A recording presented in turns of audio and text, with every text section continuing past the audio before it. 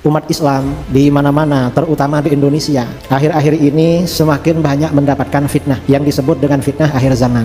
Kita tahu, memang murni Ahlus Sunnah wal Jamaah mazhab Syafi'i. Dan Ahlus Sunnah ini memang kelompok netral, saudara, kelompok netral. Ahlus Sunnah ini kan moderat, tidak radikal kanan, tidak radikal kiri. Ahlus Sunnah ini sebagai kelompok moderat, itu di tengah, jalannya di tengah. Nah, sekarang ini umat Islam di Indonesia ditarik ke kanan. Yang narik ke kanan siapa? Wahabi. Mereka kan kalau ngomong kan membersihkan ajaran Islam dari TBC, takhayul, bid'ah, khurafat, atau apalah kata mereka. Dan ini memang sudah disampaikan oleh baginda Rasulullah SAW. Kemudian ada kelompok radikal kiri. Yang kelompok yang radikal kiri ini kelompok mana? Kalau bahasa modern itu kelompok liberalisme, pluralisme, kelompok liberal. Nah, kelompok radikal kiri ini narasinya macam-macam. Jadi membingungkan ini. Fitnah ini berarti menyangkut akidah. Ada orang-orang yang ditokohkan, mungkin dianggap kiai, mungkin dianggap habib, atau mungkin dianggap ustadz. Yang memang mungkin orang ini pakai imamah, pakai serban, ya gak pernah lepas serbannya. Tokoh-tokoh ini menyebarkan pikiran-pikiran yang menyesatkan. Nah, apa saja narasi-narasi yang disampaikan? Tahun 2015 ada narasi Islam Nusantara, muatannya anti Arab. Nah, ini kok anti Arab? Dan ini bahaya memang karena ini menyangkut akidah. Mengapa Arab? Karena Islam dari Arab, Rasulullah SAW dari Arab. Sampai-sampai dibilang Arab itu kadrun, kadal buruk. Saya kira ini selesai. Yang anti Arab dan pluralisme agama saya kira selesai. Kira-kira sejak 2 tahun lalu ada narasi-narasi anti Ba'alawi. Wong Wali Songo di dalam catatan sejarah Ba'alawi mau dikemanakan Wali Songonya? Lalu dibilang akhirnya apa? Nasab Wali Songo dipindah. Dan sampai sekarang dipindah 5 kali. Ini kan rasis yang luar biasa. Dan ini fitnah, saudara. Dan yang terlibat ini macam-macam. Ada yang nggak ngerti nasab. Asalnya dia ini sebenarnya artis. Saya nggak tahu namanya siapa. Katanya Raja Dangdut. Gak bisa menjadi rujukan. Yang seperti ini memang harus para ulama. Dan para ulama kita sudah menyatakan ijma tentang nasab sadah.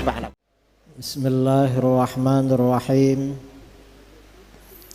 Alhamdulillahi rabbil alamin. Lahul hamdu wa lahul fadlu wa lahul thana'ul hasan. Ashhadu an la ilaha illallah wahdahu la syarika lah. Wa ashhadu anna sayyidana Muhammadan abduhu wa rasuluh. Allahumma salli ala sayyidina Muhammadin al-fatih lima ughliq wal khatim lima sabaqa nashril haqqi bil haqq wal hadi ila siratikal mustaqim wa ala alihi wa sahbihi haqqa qadrihi miqdarihi al-azim. Amma ba'du. Ma'asyiras sadah, para habaib yang hadir di majlis Rasulullah SAW yang saya muliakan dan saya hormati, wabil khusus ayahanda Al-Habib Hud bin Baqir Al-Attas, kemudian juga sahibul majlis Al-Habib Nabil bin Fuad Al-Musawa. Saya ini dengan Habib Nabil kira-kira sudah 10 tahunan WA, tapi gak pernah ketemu. Biasanya ketemunya lewat WA, dan baru sekarang ini ketemu dengan beliau. Kemudian juga Al-Ustaz Al-Habib Alwi bin Abdurrahman Al-Habsyi. Kemudian semuanya yang hadir jamaah Majelis Rasulullah yang saya muliakan dan saya hormati. Memang umat Islam di mana-mana, terutama di Indonesia, akhir-akhir ini semakin banyak mendapatkan fitnah yang disebut dengan fitnah akhir zaman. Karenanya kita gak boleh menjauh dari majelis taklim, gak boleh menjauh dari ulama, gak boleh menjauh dari majelis ilmu, gak boleh. Mengapa? Kalau kita jauh dari seperti itu, fitnah ini sekarang luar biasa, saudara. Fitnah. Kita tahu kalau umat Islam Indonesia ini sejak awal memang Islam Ahlus Sunnah wal Jamaah. Mazhabnya Syafi'i, akidahnya Asy'ari, kemudian juga Sufi. Dan yang membawa Islam ke Indonesia ini ya memang bermazhab Syafi'i, orang-orangnya Sufi. Kalau sejarah yang paling dekat pada kita, penyebaran Islam kepada kita ini di Pulau Jawa itu Wali Songo. Wali Songo itu siapa? Wali Songo itu mulai dari Sunan Gunung Jati, Sunan Giri, Maulana Malik Ibrahim, Sunan Ampel, itu cucunya Sayyid Jamaluddin Al-Husain. Beliau asal Uzbekistan, lalu hijrah ke Campa, menikah dengan putri Raja Campa, punya anak-anak yang anak-anaknya ini menjadi orang tuanya Wali Songo. Sayyid Jamaluddin Husain ini putranya siapa? Putranya Sayyid Ahmad Shah Jalal. Sayyid Ahmad Shah Jalal ini putranya Sayyid Abdullah Al-Madkhan. Abdullah ini putranya Sayyid Abdul Malik bin Alawi. Abdul Malik bin Alawi, Alawi ini putranya Sayyid Muhammad Shahib Mirbad. Sayyid Muhammad Shahib Mirbad ini punya anak juga namanya Ali. Ali punya anak juga namanya Muhammad yang diberi gelar Al-Faqih Al-Muqaddam. Al-Faqih Al-Muqaddam ini datuknya para habaib yang ada sekarang. Sedangkan Abdul Malik bin Alawi datuknya Wali Songo dan zuriyahnya. Dan ini sama-sama dari Ba'alwi. Ini yang menyebarkan Islam ke negeri kita. Memang murni Ahlus Sunnah wal Jamaah mazhab Syafi'i. Dan Ahlus Sunnah ini memang kelompok netral saudara, kelompok netral. Kata Sayyidina Ali bin Abi Thalib ya, hubungannya dengan Ahlus Sunnah. Sayyidina Ali berkata, khairun nas an-namatul awsat. Golongan terbaik itu adalah kelompok moderat. Ahlus Sunnah ini kan moderat, tidak radikal kanan, tidak radikal kiri. Mengapa kelompok moderat ini golongan terbaik? Kata Sayyidina Ali, yalhaqu bihim at-tali. Orang yang terlambat akan menyusul. Orang yang teledor ya, yang teledor di dalam ajaran agama pasti menyusul kepada golongan yang moderat. Artinya kelompok yang radikal kiri. Wa yarji'u ilaihim al-ghali. Kemudian orang-orang yang berlebih-lebihan akan mundur kembali kepada kelompok moderat. Artinya apa? Ahlus Sunnah ini sebagai kelompok moderat itu di tengah, jalannya di tengah, tidak terlalu nganan, tidak terlalu ngiri. Nah sekarang ini umat Islam di Indonesia ditarik ke kanan, sudah di tengah, sudah shirathul mustaqim, jalan yang lurus. Yang narik ke kanan siapa? Wahabi. Wahabi ini menarik kita ke kanan, ke kanan.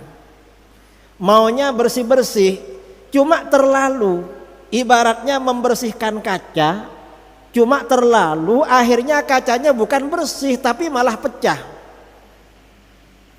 Bukan bersih saudara, kalau dibersihkan macam Wahabi.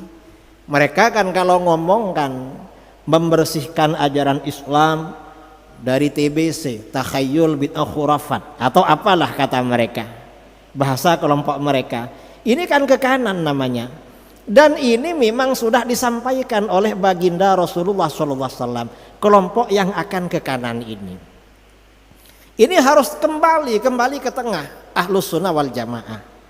Kemudian ada kelompok radikal kiri. Yang kelompok yang radikal kiri ini kelompok mana? Kelompok yang radikal kiri ini kalau bahasa modern itu kelompok liberalisme pluralisme, kelompok liberal. Nah kelompok radikal kiri ini narasinya macam-macam, dan Rasulullah SAW juga sudah menyampaikan tanda-tanda munculnya kelompok radikal kiri. Di dalam hadis-hadis yang terkenal ya, dari Abu Hurairah radhiyallahu an, Rasulullah SAW bersabda, badiru bil a'mali fitanan kaqita'il lailil muzlim. Segera lakukan amal-amal soleh, jangan sampai kedahuluan fitnah-fitnah, di mana fitnah-fitnah ini bagaikan potongan-potongan malam yang gelap. Kok bagaikan potongan-potongan malam yang gelap? Artinya membingungkan saudara. Coba misalnya gelap Gak terpotong-potong, karena ini potongan gelap terang. Orang bingung, ini gelap apa terang? Mau dibilang gelap terang, mau dibilang terang gelap. Jadi membingungkan ini. Artinya apa? Fitnah ini berarti menyangkut akidah. Ada orang-orang yang ditokohkan, mungkin dianggap kiai, mungkin dianggap habib, atau mungkin dianggap ustadz, atau mungkin apalah ya, yang memang mungkin orang ini pakai imamah, pakai serban, ya gak pernah lepas serbannya. Kalau saya kan jarang-jarang, paling kalau menjadi imam sholat id baru dipakai. Kalau yang ini memang jarang-jarang. Jadi memang membingungkan, mengapa mungkin orang ini dipanggil kiai, dipanggil habib, atau dipanggil apa, yang disampaikan gak benar, bikin orang sesat. Akhirnya orang bingung, ini katanya gak bener, tapi yang menyampaikan kok dipanggil kiai. Ini katanya gak bener, tapi yang dipanggil, yang menyampaikan ini profesor doktor habib lagi. Gimana ini? Nah akibatnya apa? Akibatnya karena kelompok radikal kiri ini, akibatnya yumsir rajulu mu'minan wa yusbihu kafiran. Seseorang sore-sore masih beriman, besoknya berubah menjadi kafir. Kata para ulama, belum tentu kafir. Artinya sekarang ini lurus, besoknya sudah sesat. Dan sesat yang paling parah kan kalau kafir kan. Wa yusbihu mu'minan wa yumsi kafiron. Pagi-pagi beriman, sorenya kafir. Mengapa? Ya karena ini tokoh-tokoh ini. Mengapa ada begitu? Tokoh-tokoh ini menyebarkan pikiran-pikiran yang menyesatkan. Mengapa? Yabi'ur rajulu dinahu bi'aradin minad dunya. Seseorang menukar agamanya dengan benda dari dunia. Artinya apa? Orang ini ada yang bayar, saudara. Ada yang bayar. Nah, apa saja narasi-narasi yang disampaikan tahun 2015? Ada narasi Islam Nusantara, muatannya anti Arab, sampai memaki-maki Arab. Padahal ulama-ulama kita, kiai, habaib, gak pernah menyebarkan narasi anti Belanda, walaupun yang menjajah Indonesia. Anti Amerika, anti apa? Karena gak ada seperti itu, namanya rasis namanya. Gak ada. Ketika Hajjatul Wada, Rasulullah SAW menyampaikan, kullukum min Adam wa Adam min turab. Kamu ini dari manapun anaknya cucu Adam, dan Adam dari tanah, gak ada bedanya. La fadla li arabiyyin ala ajami illa bittaqwa. Gak ada keutamaan bagi orang Arab di atas orang ajami kecuali dengan takwa. Artinya rasis itu gak ada, saudara. Lah ini kok anti Arab? Guru-guru kita gak pernah bilang anti Belanda. Pernah anti Belanda? Gak ada. Walaupun jelas-jelas menjajah kita. Yang pernah menjajah kita Portugis, kemudian Spanyol, lalu Jepang ya, kemudian Inggris. Gak ada narasi anti seperti itu. Ini kok anti Arab? Dan ini bahaya memang, karena ini menyangkut akidah. Mengapa Arab? Karena Islam dari Arab, Rasulullah SAW dari Arab. Sampai-sampai dibilang Arab itu kadrun, kadal gurun. Ini kan rasis yang luar biasa dulu. Ini akhirnya apa? Setelah narasi-narasi anti Arab ini, lalu muncul narasi berikutnya, ya muatan dari kelompok-kelompok liberal ini. Arahnya kemana? Pluralisme, pluralisme agama. Awal-awalnya dulu ya, beberapa tahun sebelumnya, sekitar tahun 80-an, negeri kita ini heboh ucapan selamat Natal. Boleh apa enggak? Sebagian besar ulama kita menolak mengucapkan selamat hari Natal, karena jumhur mayoritas ulama mengatakan haram. Cuma ada riwayat dari mazhab Hambali boleh. Tapi gak apa-apalah, bolehlah selamat Natal karena ada ulama yang membolehkan, asal gak ada muatan akidah, gak masalah. Misalnya ya, kita toleran ikut ulama yang membolehkan. Lama-lama mengucapkan selamat Natal gak cukup. Akhirnya apa? Ada saudara-saudara kita yang menjadi petugas security kegiatan Natalan. Padahal itu kan gak boleh kan. Menjaga agamanya orang lain gak boleh, menjaga ritual agama lain gak boleh. Gak boleh. Lama-lama menjaga ritual Natalan gak cukup. Akhirnya ada saudara-saudara kita ikut Natalan ke dalam. Hadir. Lama-lama ikut Natalan ke dalam gak cukup. Apa? Mereka ini membawa hadroh dan baca sholawat di acara Natalan. Kalau ditanya, lah ngapain? Loh kita baca sholawat. Kalau baca sholawat jangan di situ, baca sholawat di majelis Rasulullah, di masjid atau di mana, di situ. Karena baca sholawat sama dengan zikir, kalau momennya gak tepat gak dapat pahala, malah haram. Walaupun baca sholawat. Ini lama-lama ini gak cukup saudara. Apa namanya ya yang baca ini? Akhirnya apa? Ada doa lintas agama. Lama-lama gak cukup, ada seragam lintas agama. Apa namanya ya? Baju, bukan baju lintas agama, baju moderasi agama. Ada batik ya, ada gambar masjid, gambar gereja, gambar wihara, semuanya ada. Cuma yang bersangkutan gak berani pakai itu, gak berani pakai. Kemudian habis itu salam lintas agama. Kalau misalnya pertemuan yang hadir tidak hanya muslim, tapi ya ada agama lain, suruh diulang-ulang salam lintas agama. Lama-lama saya kira ini selesai. Yang anti Arab dan pluralisme agama saya kira selesai. Kira-kira sejak 2 tahun lalu ada narasi-narasi anti Ba'alawi, anti habaib. Loh ini kok anti habaib, gimana ini kok anti Ba'alawi? Wong Wali Songo di dalam catatan sejarah Ba'alawi, mau dikemanakan Wali Songonya yang menyebarkan Islam ke negeri kita? Lalu dibilang akhirnya apa? Nasab Wali Songo dipindah, dan sampai sekarang dipindah 5 kali. Mulai dari Al-Kazimi, Musa Al-Kazim, kemudian Al-Jilani, kemudian ada yang dipindah ke Al-Idrisi, entah dipindah kemana. Mungkin ya Wali Songonya bingung, loh saya ini kemana kok dipindah-pindah gitu. Ya bingung saudara, dipindah-pindah. Mengapa? Karena Ba'alawi dibatalkan. Loh gak bisa seperti itu, membatalkan nasab Ba'alawi gak bisa. Mengapa? Nasab Ba'alawi ini kesohihannya ijma ulama, gak ada yang mempersoalkan dari dulu. Ulama ini ijma. Akhirnya apa? Mereka cari-cari alasan, minta kitab sezaman. Loh memangnya harus ada kitab sezaman? Gak perlu seperti itu. Kitab sezaman itu teori belakangan.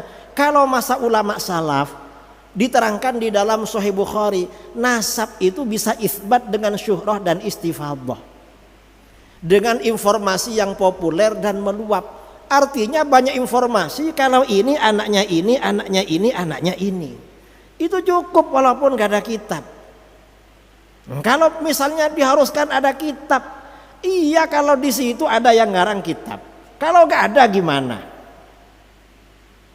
Itu di Sahih Bukhari dan itu ijma ulama, gak harus kitab sezaman. Ini kok dipersoalkan, membahas nasab tapi gak ngerti teori nasab. Lalu dibilang batal, gak ada yang membatalkan. Lalu mereka cari-cari alasan. Apa?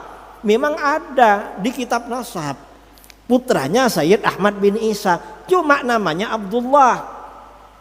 Yang habaib ini namanya Ubaidillah. Lah memangnya kenapa kalau cuma beda Abdullah dengan Ubaidillah? Masa gak tahu? Orang Arab itu punya nama lebih dari satu tuh biasa. Kadang satunya nama daging, satunya nama keren. Apa? Nama panggilan, nama apa ya? Nama keren lah kalau bahasa sekarang. Dan ini bukan cuma mulai dari Sayyid Ubaidillah, datuk-datuknya Rasulullah ya, yang bernama Abdul Muttalib. Muhammad bin Abdullah bin Abdul Muttalib bin Hashim. Abdul Muttalib itu namanya siapa? Syaibah.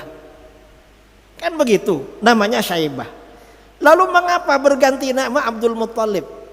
Karena setelah ayahnya meninggal oleh pamannya dijemput dari Madinah. Karena dibonceng, anaknya masih muda ya, masih remaja, kata orang Mekah Abdul Muttalib, ini budaknya Muttalib. Karena yang membawa pamannya yang bernama Muttalib. Berarti kan dua nama. Para sahabat punya dua nama, ada yang lebih dari dua nama. Sudah biasa seperti itu. Dan para ulama dari dulu gak mempersoalkan apakah ini Ubaidillah sementara yang ada di kitab Abdullah. Mengapa? Karena ini sudah syuhrah dan istifadhah. Gak perlu ragu-ragu masalah ini. Dan ini fitnah saudara, fitnah. Dan yang terlibat ini macam-macam. Ada yang gak ngerti nasab, asalnya dia ini sebenarnya artis. Saya gak tahu namanya siapa itu. Katanya Raja Dangdut. Raja Dangdut itu penyanyi. Dan penyanyi itu gak bagus lah. Karena kata Abdullah bin Mas'ud radhiyallahu an, al-ghina yumbitun nifaq fil qalbi. Nyanyi itu kalau keseringan menumbuhkan kemunafikan dalam hati. Kama yumbitul ma al-baqla fi zar'i. Sebagaimana air menumbuhkan sayur-sayuran di dalam pertanian. Munafik. Jadi orang suka nyanyi munafik. Masa orang munafik mau dijadikan rujukan? Yang bener lah. Kemudian bughdu ahlil bait nifaq. Cinta keluarga Nabi munafik. Akhirnya gabung sama-sama munafik. Gak bisa menjadi rujukan. Yang seperti ini memang harus para ulama. Dan para ulama kita sudah menyatakan ijma tentang nasab sadah Ba'alawi. Cinta ahlul bait ini penting. Mengapa? Pemersatu kita umat Islam, pengingat kita agar kita senantiasa ingat kepada Rasulullah. Makanya sabda Rasulullah SAW, wa ahibbu ahla baiti li hubbi. Cintai keluargaku karena mencintai aku. Bukan karena dia alim, bukan karena dia ganteng, bukan karena dia khair, sering ngasih. Karena kalau mencintai Habib karena alim, sama yang bodoh-bodoh kita benci. Gak boleh itu. Kalau mencintai Habib karena soleh sama yang nakal kita benci, gak boleh. Jangan dibenci. Karena cinta Habib yang nakal-nakal diajak untuk menjadi orang soleh. Itu caranya. Kita ini harus apa? Cinta kepada para habaib tetapi yang konstruktif, ya, yang membangun. Artinya kalau yang alim diposisikan sebagai ulama, menjadi panutan. Yang tidak alim ya dicintai aja lah. Karena sekarang nih kadang-kadang karena Habib walaupun nggak bisa apa-apa suruh ceramah, akhirnya kacau, nanti salah, akhirnya habaib semuanya yang disalahkan. Ini akhir zaman saudara. Ini memang apa namanya miring ke kiri dan ini nggak boleh. Saya kira ini ya yang perlu saya sampaikan. Mudah-mudahan bermanfaat ya, mudah-mudahan istiqomah. Saya ini tadi dibilang oleh Habib Nabil dari Sidogiri, maksudnya saya alumni Sidogiri. Pesantren saya Sidogiri didirikan oleh Sayyid Sulaiman bin Abdurrahman Basyaiban Al-Hadrami. Basyaiban itu Ba'alawi, pesantren tertua insyaallah di Indonesia. Usianya hampir 300 tahun. Mudah-mudahan bermanfaat. Kurang lebihnya mohon maaf, yang sebesar-besarnya. Assalamualaikum warahmatullahi wabarakatuh.